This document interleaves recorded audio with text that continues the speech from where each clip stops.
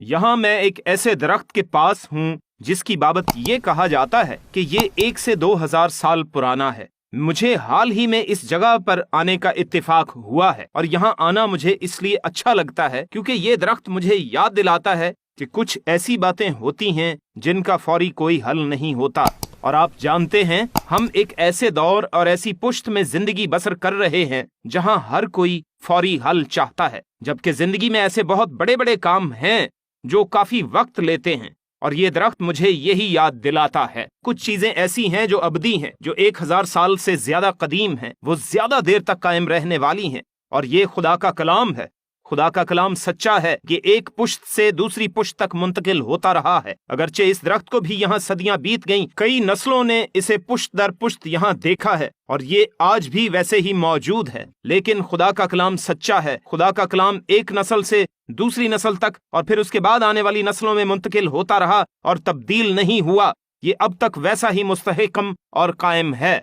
एक खास बात जो मुझे हर पुश्त में नजर आई कि अगर हम खुदा के कलाम की फरमाबरदारी और खुदा जो कहता है वो करते हैं तो फिर हम जानेंगे कि हम तरक्की करेंगे और हम मजबूत होंगे और हम कायम रहेंगे, क्योंकि हमने खुदा के कलाम को अपनी जिंदगी में कबूल कर लिया होगा। और यूं हम में से हर एक खुदा का बंदा या खुदा की बंदी बन सकती है। मैं खुदा के बंदों और बंदियों के बारे में आपसे बात करता रहा और मजीद इस पर बात करूंगा। अगर आप पुराने अहदनामे को देखें तो हम वहां कुछ लोगों की जिंदगी पर गौर करते रहे जो खुदा के लोग थे।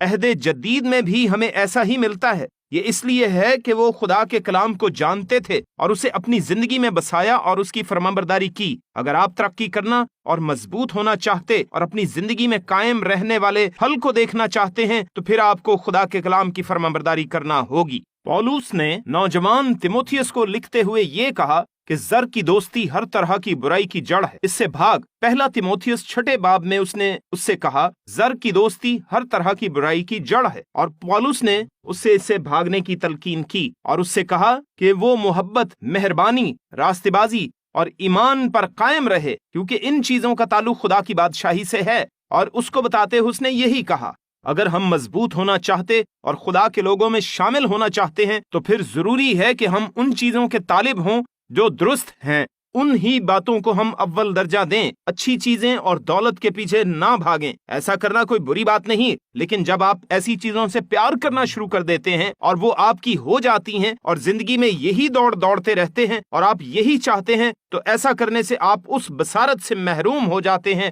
जो खुदा चाहता है कि आपकी हो। आपकी दौड़ खुदा की बादशाही के लिए दिल से होनी चाहिए। खुदा की मोहब्बत के तालिब हों, रास्तेबाजी और रास्ती से खुदा के साथ चलने के तालिब हों, ईमान के तालिब हों, मेहरबानी के तालिब हों और ऐसी बातों के तालिब हों जो आपको यस्सु की मानिंद मजीद बनाती हों। हमारी जिंदगी का मकसद यस्सु की मानिंद बनते रहना है। अगर आप खुदा के लोग बनना चाहते हैं तो फिर मसीह का किरदार अपनाने के तालिब हों, यानी ऐसी बातें जिनका मसीह से ताल्लुक है।